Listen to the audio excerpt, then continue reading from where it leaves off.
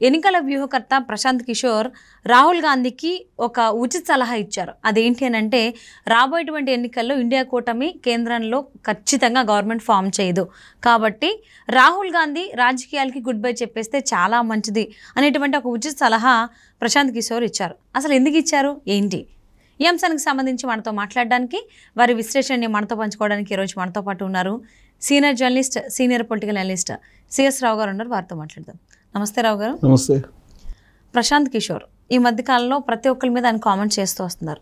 అంటే AP CM Jaganmohan Reddy గురించి comment చేశారు, అది పక్కన పెట్టేస్తే రాహుల్ గాంధీ గురించి కూడా ఒకటి మాట్లాడుతూ ఉచిత సలహా ఇచ్చారని చెప్పుకోవాలి. రాబోయేటువంటి ఎన్నికల్లో ఇండియా కూటమి ఖచ్చితంగా గవర్నమెంట్ ఫామ్ చేయదు కేంద్రంలో, కాబట్టి రాజకీయాలకి గుడ్ బై చెప్పేస్తేనే చాలా మంచిది రాహుల్ గాంధీ అని చెప్పారు. ఎందుకు ప్రశాంత్ కిషోర్ ఆ కామెంట్ చేయడం జరిగింది రాహుల్ గాంధీకి సంబంధించి? సో ఒకటి ఏంటంటే, ప్రశాంత్ కిషోర్ ఒక రాజకీయపరమైన వ్యూహకర్త, ఆయన ఒక సెఫాలజిస్ట్. ఆ సెఫాలజిస్ట్ పని ఏంటి అని అంటే, దేశంలో ఏం జరుగుతుంది, ఏ రాష్ట్రంలో ఏం జరుగుతుంది, ఏ రాష్ట్రంలో ఏ పార్టీ అధికారంలోకి వచ్చేటువంటి అవకాశం ఉంది, రాబోయేటువంటి రాజకీయాలని ఒక అంచనా వేయటంలో సెఫాలజిస్టులు ముందు ఉంటారు ఎప్పుడు కూడా. సో ఆయన పని ఏంటంటే అదే. కాబట్టి ఆయన రాబోయేటువంటి రోజుల్లో దేశంలో ఏం జరగబోతుంది అనేటువంటి ఒక ప్రిడిక్షన్ చేశారు. ప్రిడిక్షన్ చేసినప్పుడు ఏం చేశారు ఆయన, ఉత్తర భారతదేశంలో బలహీనంగా ఉంటుంది గతం కంటే కూడా భారతీయ జనతా పార్టీ. అయితే అక్కడ బలహీనపడినప్పుడు కూడా దక్షిణ భారతదేశంలో ఖచ్చితంగా గెయిన్ అయ్యేటువంటి అవకాశం ఉంది.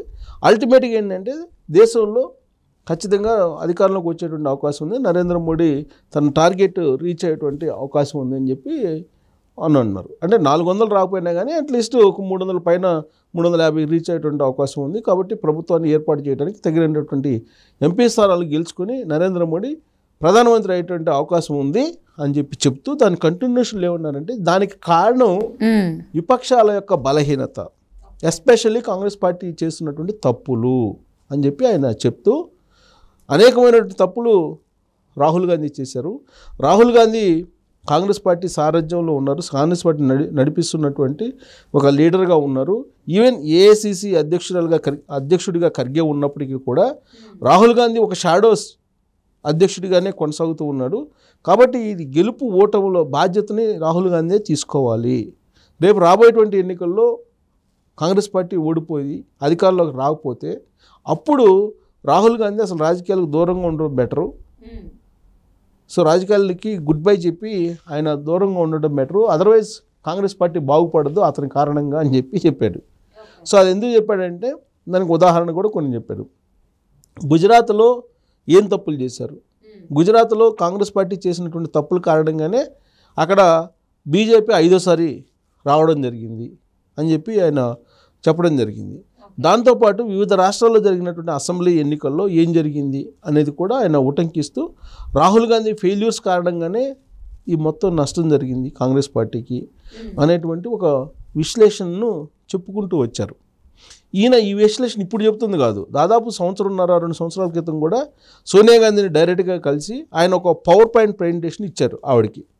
ఆవిడ ఇచ్చి ఏం చెప్పారంటే, ఆయన ఒక సలహా ఏం చెప్పారంటే, ఇండియా కూటమి అప్పటికి ఏర్పడాల, యూపీఏ బలపడాలంటే ఆయా రాష్ట్రాల్లో ఉండేటువంటి బలమైనటువంటి ప్రాంతీయ పార్టీలతోటి కాంగ్రెస్ పార్టీ పొత్తు పెట్టుకోవాలి. అలాగే కాంగ్రెస్ పార్టీ పగ్గాలు గాంధీ ఫ్యామిలీ నుంచి పక్కకు వెళ్ళాలి, జరగాలి, గాంధీ ఫ్యామిలీ చేతుల్లో పగ్గాలు ఉండకూడదు అనేటువంటి కొన్ని సూచనలు, సలహాలు ఇవ్వడం జరిగింది అప్పట్లో, 1.5-2 సంవత్సరాల క్రితం. ఆ తర్వాత జరిగినటువంటి పరిణామం ఏంటంటే, ఆయన చెప్పినటువంటి వాటిల్లో యూపీఏ వైండప్ అయ్యి ఎన్డీఏ అవతారం వచ్చేసింది, ఎన్డీఏ ఆవిర్భవించింది.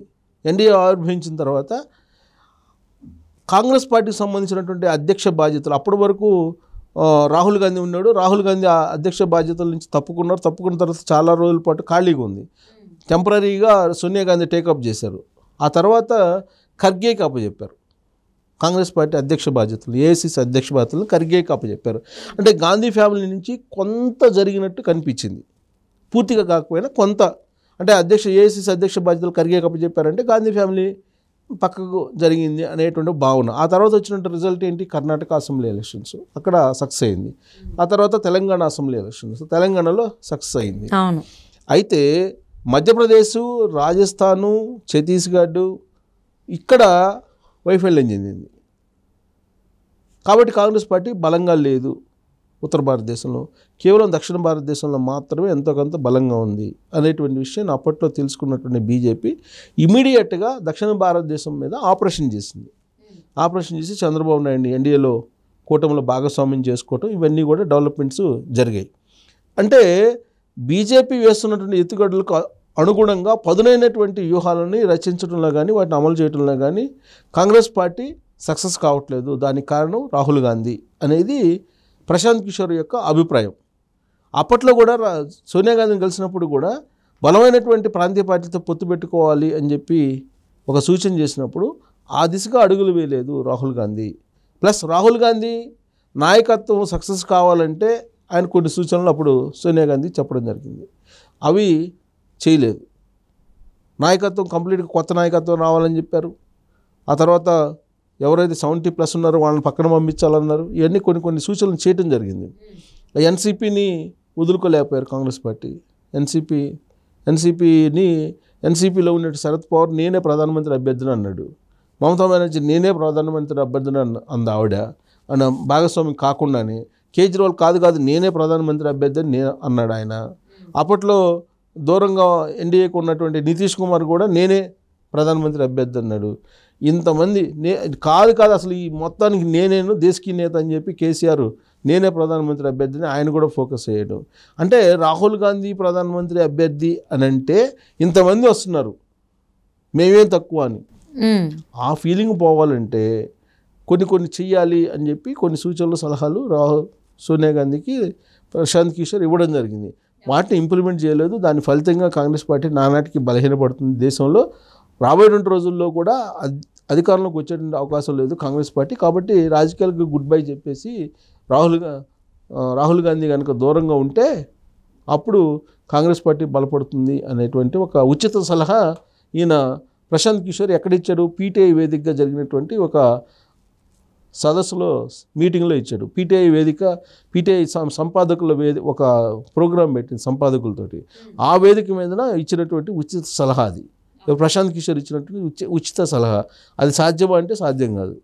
ప్రశాంత్ కిషోర్ ఎన్ని సలహాలు చెప్పినా రాహుల్ గాంధీ రాజకీయాలకు గుడ్ బై ఎందుకు చెప్తాడు? గాంధీ ఫ్యామిలీ నుంచి కాంగ్రెస్ పార్టీ బయటికి ఎందుకు పోతుంది?